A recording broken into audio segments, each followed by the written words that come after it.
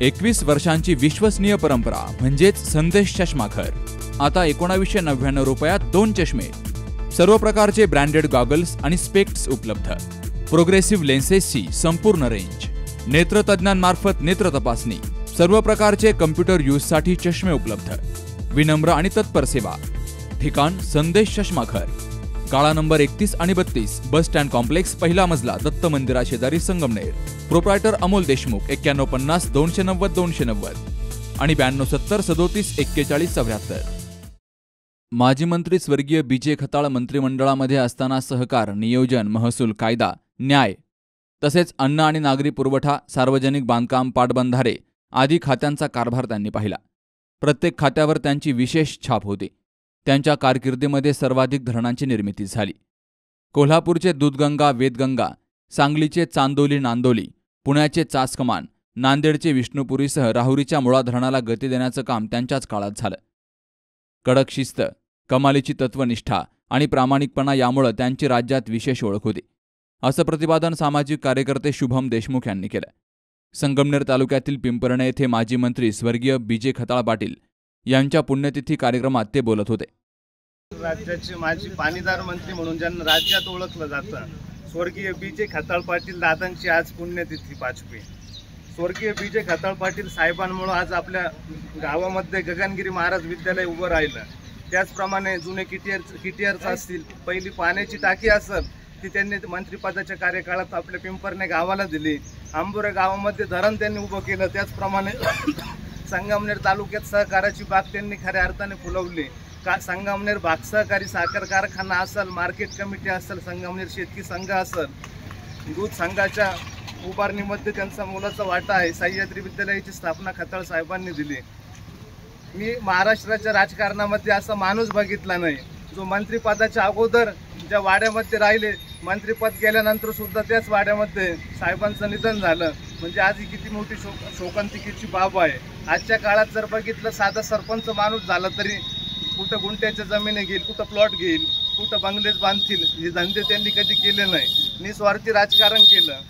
त्याचप्रमाणे पहिल्यापासून आपल्या पिंपरणे गाव खताळ साहेबांच्या पाठीमागं राहिलं. आदरणीय बीजे खताळ पाटील यांनी जो तालुक्याला वारसा घातला आणि त्या वारशाचा जो इतिहास घडवला आणि त्यापासून जी समृद्धी निर्माण झाली, त्याबद्दल मी पिंपरणे गावातर्फे व पिंपरणे सर्व संस्थांतर्फे त्यांना अभिवादन करतो.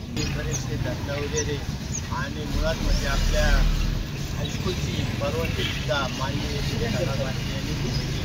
खऱ्या अर्थाने जर बघितलं, संगमनेर तालुक्याचे भाग्यविधाते आणि संगमनेर तालुक्याच्या जडणघडणमध्ये ज्यांनी मोलाचा वाटा या ठिकाणी उचलला असे बीजे खताळ पाटील यांचे पुण्यतिथी आज आहे. तर आपण आज बघतोय की अति दुष्काळी काळामध्ये त्यांनी विविध ठिकाणी धरणं बांधली. जायकवाडीचं धरण असेल, निळवंड्याचं धरण असेल, मुळाचं धरण असेल, आंबोऱ्याचं धरण असेल, आपलं अनेक धरणं या ठिकाणी त्यांनी बांधली आणि शेतकऱ्यांना पाणी देण्याचं काम खऱ्या अर्थाने कुणी केलं असेल तर ते बीजे खताळ पाटलांनी केलं. माधवनी आपल्याला माहीतच आहे की गेली अनेक वर्षापासून या संगमनेर तालुक्यामध्ये सामाजिक आणि राजकीय जर आपण बघितलं तर बीजे खताळ पाटील यांचा खऱ्या अर्थाने संगमनेर दूध संघ असेल किंवा संगमनेर कारखाना असेल, मार्केट कमिटी असेल, शेतकी संघ असेल, याचे जनक म्हणून खऱ्या अर्थाने पाहिलं जातं.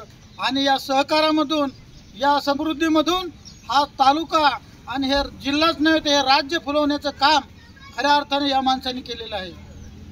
ज्या वेळेस त्यांनी जे आयुष्यामध्ये काम केलं ते खऱ्या अर्थाने वाखाणण्याजोगं होतं. एक वेळेस इंदिरा गांधींनी त्यांना मुख्यमंत्री पदाची संधी देण्याचं ठरवलं होतं, परंतु स्वतःला विचारलं नाही आणि दुसऱ्याला विचारून मला मुख्यमंत्री का करताय अशा सद्भावनेने त्यांनी मुख्यमंत्री या पदाला खऱ्या अर्थाने ठोकर मारली.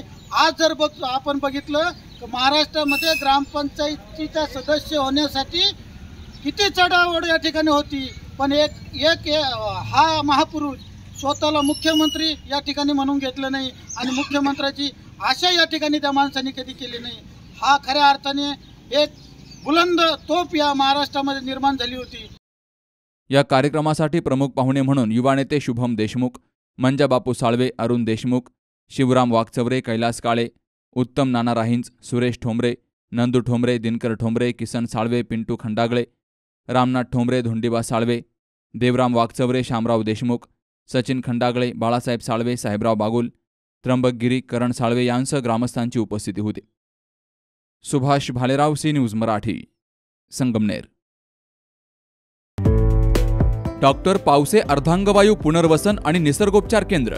निसर्गरम्य आणि प्रदूषणमुक्त वातावरणात 20 कॉटचे उत्तम मशिनरी आणि सर्व सुविधा उपलब्ध असलेले सुसज्ज निसर्गोपचार केंद्र. अर्धांगवायू, मान, पाठ, कंबर आणि सांधेदुखी, हातापायांना मुंग्या येणं, टाचदुखी, चेहऱ्याचा पॅरालिसिस, ॲक्युपंक्चर, फिजिओथेरपी, जलचिकित्सा, बाष्पचिकित्सा, योग चिकित्सा, मालिश चिकित्सा, चुंबक चिकित्सा, आहार चिकित्सा आणि माती चिकित्सा. संपर्क डॉक्टर रमेश पावसे, ठिकाण हिवरगाव पावसा, रायतेवाडी रोड, तालुका संगमनेर. संपर्क 9623 25 67 22.